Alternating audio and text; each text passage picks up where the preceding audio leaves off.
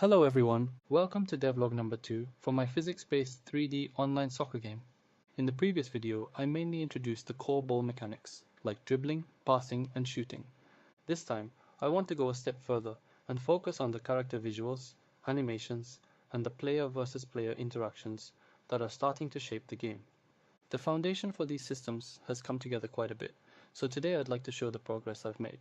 One of the biggest updates is that I've added character models. The models have a toon-style look, and I've made it possible to customize things like hairstyles and eye shapes. Because of that, players can now have more visual variety and individuality. Next, I added a range of animations. The main ones I've added so far are passing, shooting, heading, and tackling, the core movements that make up soccer gameplay. Even in the previous version, it was already possible to move the ball based on player input. But without animations, the game just didn't feel convincing enough. Even for the same pass, simply being able to see the player's body orientation, step in, and kicking motion makes the intention behind the play much easier to understand. There are still rough edges here and there, but it's definitely starting to feel much more like an actual match. The next thing I want to talk about is the improvement to shot curve input. In the previous version, curve was designed mainly around left and right spin, so the focus was on horizontal movement, like curling the ball with the inside of the foot or bending it away from the defender. But when you watch real soccer, ball movement isn't only horizontal. Some shots dip sharply, while others seem to carry and rise more than expected. So this time, I made it possible to apply vertical spin as well. Because of that, the ball can now do more than just bend sideways.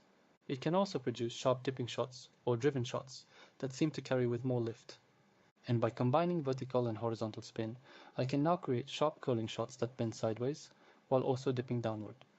This part is especially interesting because the ball behaves very differently depending on how the spin is applied. Of course, the more freedom you give the player, the harder the controls can become. So going forward, I'll need to keep balancing how much is left entirely to player input and how much should be naturally assisted.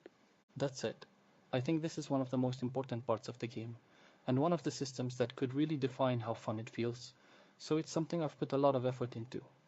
At the same time, the player moves the mouse while holding the shot input. For the camera, I made it possible to choose between a fixed view and a moving view.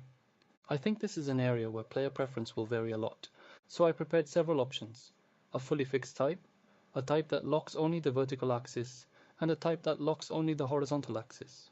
Another major step forward is that I can now place multiple characters on the field at the same time and switch between offense and defense. To support that, I've also added reactions to defensive actions.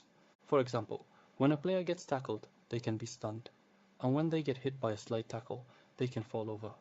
Those kinds of reactions give tackling real weight.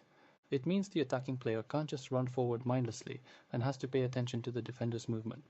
On the other side, defenders also can't just dive in recklessly because they'll get beaten if their timing is bad, while a well-timed challenge can stop the attack cleanly. That kind of back and forth is slowly starting to take shape. Compared to the previous devlog, I think the project is now starting to look much more like an actual soccer game. There are still a lot of challenges ahead, including defensive mind games, goalkeeping, hit detection, and the rules and structure of matches as a whole.